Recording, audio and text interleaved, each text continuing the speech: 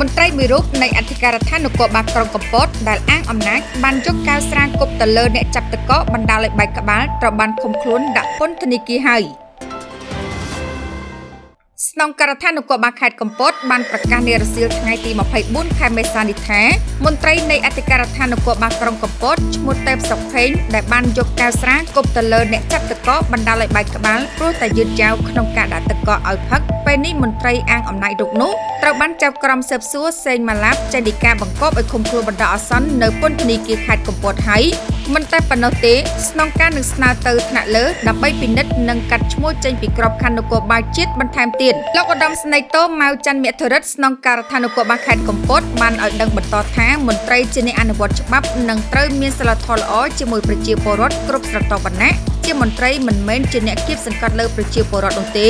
សម្រាប់មន្ត្រីនគរបាលជាតិទាំងអស់នៃស្នងការដ្ឋាននគរបាលខេត្តកំពតមិនត្រូវយកគំរូតាមបុគ្គលខាងលើនេះជាដាច់ខាតក្រុមប្រឹក្សាវិន័យនៃស្នងការដ្ឋាននគរបាលខេត្តកំពតនឹងធ្វើរបាយការណ៍និងសំណើទៅឯកឧត្តមនាយឧត្តមសេនីយ៍សថេតអគ្គស្នងការនគរបាលជាតិឯកឧត្តមអភិសន្តិបណ្ឌិតសសុខាឧបនាយករដ្ឋមន្ត្រីរដ្ឋមន្ត្រីក្រសួងមហាផ្ទៃដើម្បីពិនិត្យនិងកាត់ឈ្មោះមន្ត្រីដែលមានឈ្មោះទេពសុខេងនេះចេញពីក្របខ័ណ្ឌនគរបាលជាតិបន្ថែមទៀតយោងតាមដីកាសម្រាប់ឃុំខ្លួនរបស់តុលាការខេត្តកំពតសម្រាប់បង្គាប់ឲ្យសមត្ថកិច្ចនាំខ្លួនឈ្មោះទេពសុខេងភេទប្រុសអាយុ29ឆ្នាំមុខរបរមន្ត្រីនគរបាលកម្រិតបព្វធរថ្នាក់បរិញ្ញាបត្រទីកន្លែងកំណើតភូមិកំពង់បាយខាងជើងឃុំកំពង់បាយស្រុកកំពង់បាយខេត្តកំពតទីលំនៅបច្ចុប្បន្នភូមិកំពង់បាយខាងជើងសង្កាត់កំពង់បាយក្រុងកំពតខេត្តកំពតដាក់ពន្ធនាគារបណ្ដោះអាសន្នក្រោមការពិនិត្យពីបទហិង្សាដោយចេតនាមានស្ថានទម្ងន់ទោសនិងប្រើប្រាស់ដោយខុសច្បាប់នៅសារធាតុញៀនប្រព្រឹត្តនៅចំណុចបរិយាកោសលមីស្ថិតនៅភូមិអណ្ដូងខ្មែរសង្កាត់អណ្ដូងខ្មែរក្រុងកំពតខេត្តកំពត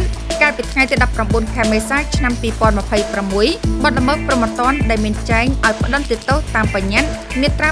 218នៃក្រមព្រហ្មទណ្ឌនិងមាត្រា45នៃច្បាប់ស្តីពីការត្រួតពិនិត្យគ្រឿងញៀនសូមរំលឹកថារឿងហួសចិត្តមួយកើតឡើងកាលពីវេលាម៉ោង11យប់ថ្ងៃទី19ខែមេសាឆ្នាំ2026ស្ត្រីម្នាក់ដែលមានឈ្មោះថាតិតធូជាអ្នកស៊ីឈ្នួលចាប់ទឹកកកឲ្យភ្ញៀវតាមកម្មវិធីមួយស្ថិតនៅភូមិអណ្ដូងខ្មែរសង្កាត់អណ្ដូងខ្មែរក្រុងកំពតខេត្តកំពតនាគ្រាយប់នោះចិត្តចាប់កម្មវិធីទៅហើយត្រូវបានមន្ត្រីនគរបាលម្នាក់ដែលគេស្គាល់ថាបម្រើការងារនៅអធិការដ្ឋាននគរបាលក្រុងកំពតឈ្មោះទេពសុខេងបានយកកៅស្រាគប់ទៅលើអ្នកចាប់ទឹកកកបណ្ដាលឲ្យបែកក្បាលត្រូវបានក្រុមការងារបញ្ជូនទៅសង្គ្រោះបន្ទាន់ភ្លាមប្រភពដដែលបន្តថាមូលហេតុព្រោះតែមន្ត្រីរូបនោះខឹងកៅស្រារបស់ខ្លួនអស់ទឹកកកហៅជនរងគ្រោះមកចាប់ទឹកកកឲ្យយូរពេកបែរជាយកកៅស្រាគប់ចំកណ្ដាលមុខតែម្ដងប្រភពបន្តទៀតថាក្រោយកាត់ហេតុភាគីជនរងគ្រោះត្រូវជិតបង្កសម្របសម្រួលឲ្យជនរងគ្រោះទទួលសំណងដើម្បីបញ្ចប់រឿងចំនួន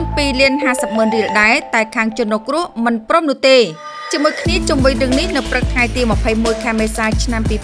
2026លោកឧត្តមស្នេហ៍តូម៉ៅច័ន្ទមធរិទ្ធស្នងការនៃស្នងការដ្ឋាននគរបាលខេត្តកំពតបានបង្ហោះលើទំព័រ Facebook ផ្លូវការរបស់លោកថាករណីមន្ត្រីនគរបាលយកកៅគប់មកលើប្រជាពលរដ្ឋបែកក្បាលខ្ញុំបានបញ្ជាឲ្យអធិការក្រុងកំពតនាំខ្លួនមកអនុវត្តតាមច្បាប់ដោយគ្មានការលើកលែង